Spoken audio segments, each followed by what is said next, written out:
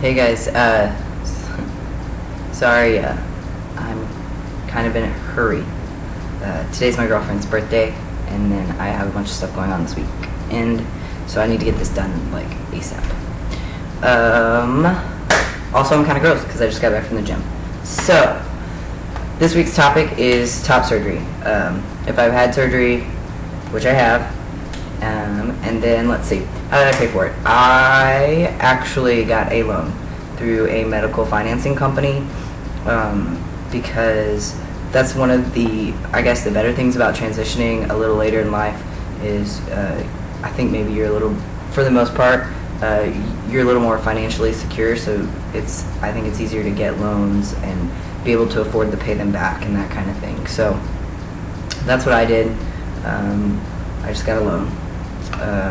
I make a pretty decent salary, so I'm able to pay it back fairly quickly. Also, let's see, was it covered by insurance? Obviously not, if I got a loan. But one thing that was covered is any of my labs pre-surgery were covered, and also they have to biopsy the tissue once it's removed, and they send you a bill from LabCorp because they don't actually bill the insurance company. But if you have insurance and you provide them with your insurance information, once you get that bill, they will then bill your insurance, and that'll save you, I mean, it was like $300 or $400, so it's an extra expense that you don't have to pay for. Also, all of my medications were obviously covered, so I just had co-pays for those. Who did it? His name is Dr. Gary Lawton, and he is in San Antonio, Texas. He has a website. I can put it in the little link underneath the bottom of the video. He did a pretty good job.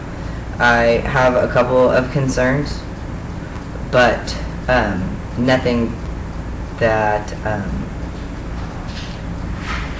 that makes me really dissatisfied with his work. It was more about the way my body is, and I mean, maybe another surgeon could have, done something about it, but I can show you. I have this because I didn't have a lot of room between, like, right in here whenever, I had boobs. So, anyway, the incisions come really close together, and I don't know if you can see, but it forms like this little indentation right there, and that's one thing that I was concerned with. Another is not that side. I know the lighting on this sucks. Let's see, maybe if I move back.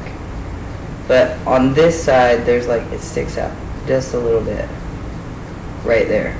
And I don't know, he said that would go down. It's gone down since surgery.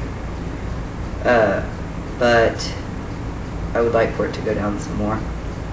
The one thing that I was really happy with him about is I've seen, and I'm not discrediting Dr. Garamoni's work at all, but sometimes when he does it, it looks kind of concave, and I felt like Dr. Lawton did a really good job with preserving, like, it kind of looks like I have pecs, and I'm able to build that. And I'm hoping the more that I build that indentation will pop out as well. Nothing's perfect. I didn't expect it, perfection, and but overall I'm happy with my results. So, tips to prepare. The only thing I really did to prepare is I worked out my chest hardcore because I wanted to build some muscle. Because I've read that it'll help you have better surgery results. And then also, if you have chest muscle and you are able to develop pecs, it will help to hide the scars eventually. I mean, obviously my scars are so dark right now that that's not the case, and also I don't really, I mean, I have some muscle, but I don't have pecs by any means. So I think that was really the only thing that I did to prepare, was I worked out my chest more often than I did any other muscle group on my body. Tips on recovery. Follow what the doctor says. Don't push yourself. Just a couple, like, small things that I guess I've never really heard anybody say. Maybe it's common knowledge. I don't know. But is that a couple things about the medications that they give you, especially the pain medication. One of the side effects of pain medication is constipation, and I know no one wants to talk about it, but it's the truth.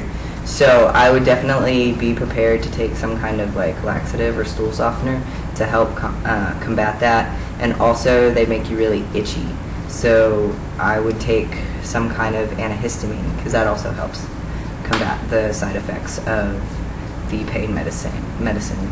Also, I was thinking that I was going to be able to recover without anyone there. Not the case. Those drains are a bitch.